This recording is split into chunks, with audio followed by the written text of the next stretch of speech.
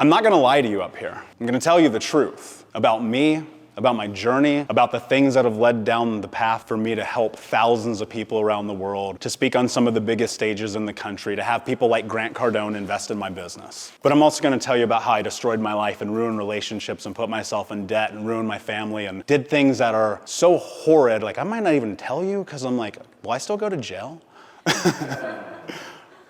When I was 4 years old, my mother, who was an alcoholic, actually cut off my right index finger. Multiple skin grafts, multiple surgeries, multiple hospitalizations. My stepfather, who she married when I was 6, was this massively abusive man. I'm 6'4", 220, he's about the same size. So imagine a guy my size beating up a 7-year-old. He put me in the hospital time and time again. I lived in constant fear every single day of my childhood. The worst thing that happened in my day was when the alarm rang at school and I had to go home. I spent the majority of my childhood deep. That is so ironic that that just happened. Way to break the tension. Give it up. The universe is funny, isn't it? And, you know, I spent the majority of my childhood homeless and deeply in poverty. My mother's and my stepfather's alcoholism left us in a place where we were constantly evicted, where we couldn't pay our bills. And I lived with over 30 different families between 8 to 12 years old, constantly being bounced around place to place to place.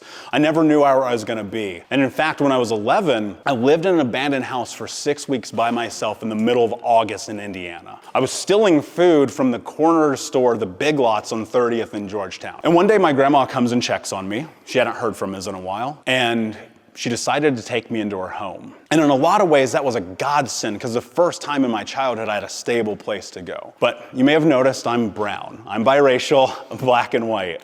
And my grandma was an old white lady from a town in Tennessee you've never heard of. And so imagine the identity crisis. And I'm talking about, we had a copy of autobiography in our kitchen. My uncle's a member of the Brotherhood. I wasn't allowed to have black friends in my home. So you can imagine like the chaos that's happening in someone's head. And many of you right now, you're probably thinking about those moments in childhood in which you were like, this doesn't feel right. But you don't know anything different. You only know what you're exposed to. And the things that you're exposed to, they inevitably lead down the path that show you who you could potentially be unless you make a decision to do something different with that information. And so at 12 years old, I started getting every single day, started popping pills. And by 13, I was getting drunk. And so I'm breaking into houses, I'm running from the cops, I'm getting shot at. I was doing things that were a part of the environment and the community that I grew up in, just to survive. Have you guys ever had to do something that felt outside of your character, your morals, and your values to survive? Just to be able to like pay the bills, to buy food? And when I was 15, I got kicked out of high school.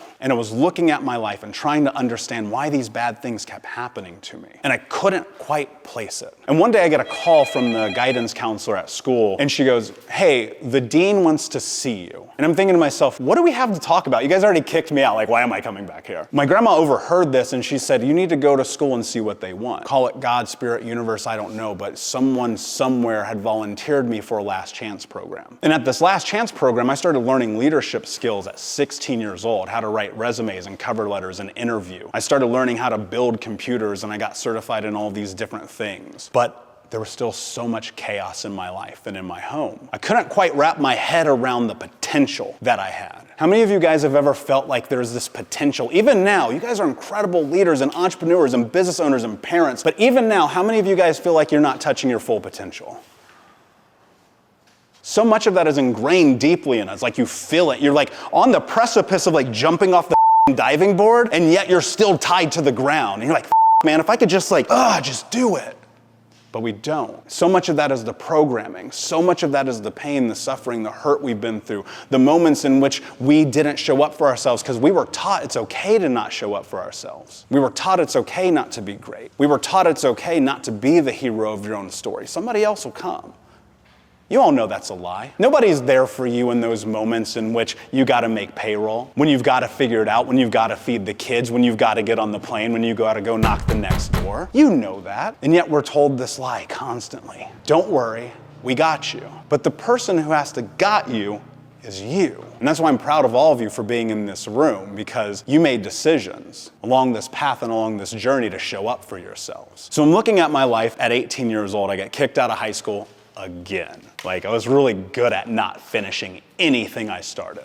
And I have to go to summer school. And so I'm in summer school, and the teacher comes up to me. He goes, you know what, man, you don't want to be here. I can see it in your eyes. I can see it the way that you show up. We're going to give you the diploma. And he literally says to me, good luck, the streets are going to sort you out. And I'm sitting in my car that night after I had just the same day. This is so crazy. It's like that alarm that just went off, the serendipity of the universe. I get fired from a warehouse job where I'm putting microchips and motherboards for 12 hours a day in a place where I can see the desperation in people's eyes, where it's like they know that their dreams are dead. And it haunted me, and I'm sitting in my car. And I'm like, why did I just get fired? I was like, oh yeah, because I was.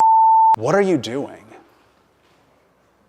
There's got to be a solution in here for poverty, for homelessness, for abuse, for all of the pain and suffering. And I sat in this car for hours because I refused to go home. I just sat in this parking lot. I was like, you're going to come up with this solution today. And in my head, it's money. Because if I had money, we wouldn't get evicted. My mom wouldn't be a I wouldn't have to steal food to survive. How many of you guys have ever thought money was the solution to your problem?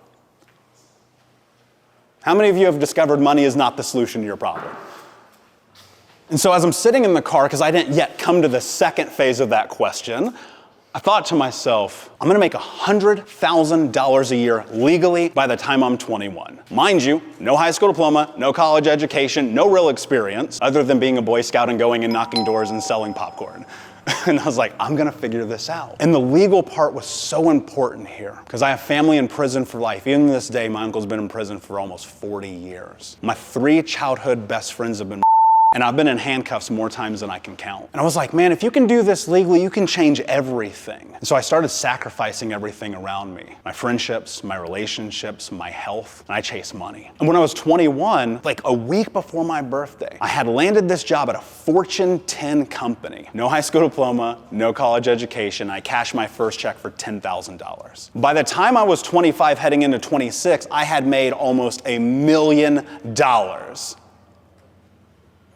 But I paid a price for it. A price of integrity, of values, of love, compassion. I'd done anything that it was required to do to make this money. And as I'm 25 heading into 26, I was 350 pounds. I was smoking 2 packs a day. I was drinking myself to sleep. I was cheating on my girlfriend with 2 other girls that didn't know that I had 2 other girlfriends. I was $50,000 in debt, living paycheck to paycheck, making $160,000 a year. I'm driving an $85,000 car. I've got nothing but Jordans in the closet. I'm wearing Sean John suits to age myself, if you guys remember that.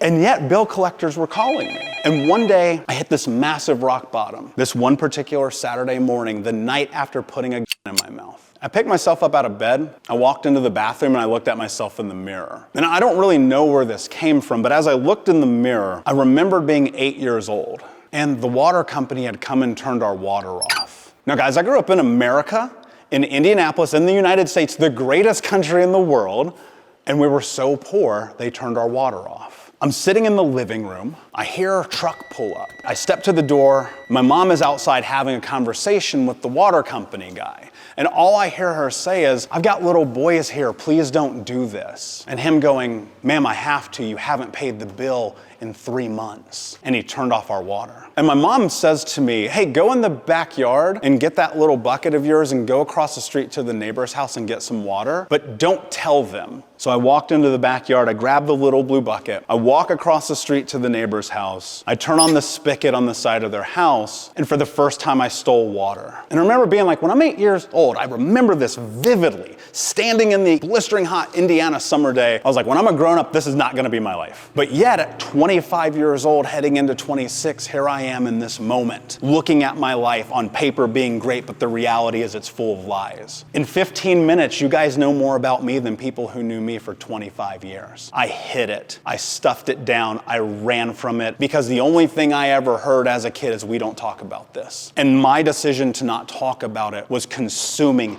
everything around me. And in that moment, looking at the mirror, asking myself this question, remembering being 8 years old, I said, what are you willing to do to have the life that you want to have? To this day, I have no idea where this came from. But in my head, the answer was, and it was clear, it was like screaming at me. No excuses, just results. I had to stop letting all the circumstances of my past, of people telling me, you're not good enough, you're not strong enough, you're not capable, you don't matter, you suck, you're a loser, you're a piece of shit, you're fat, you're dumb, you're ugly, you're never gonna be successful. I had to stop living into their vision of who it is that I was supposed to be. And it all came because I was willing to ask myself the hardest question a human being can ask themselves. What are you willing to do? Some of you guys have made it in an incredible way from where you started this journey. You're doing things that if you told a stranger on the street, they'd be like, that's crazy, man. You did not just do some military shit and pet zebras and hang out with this guy all weekend. They'd be like, nobody does that. And you're like, yeah. And for some of you, you came from nothing. And it's incredible that you're here. But there's potential in you still to go to the next level, to be the leader, the community organizer, the person that you're supposed to be that you haven't tapped into yet because you're still trapped. And when I was 26 and I asked myself that question, it gave me one thing. And this is the one thing people don't talk enough about in this healing journey. Permission to tell the truth. Because it is our lies that keep us trapped. It is the stories that we tell ourselves about the past that keep us trapped. It's the things that we push down and we inundate ourselves with that keep us trapped. And freedom comes through honesty, my friends. It's the only place it comes from.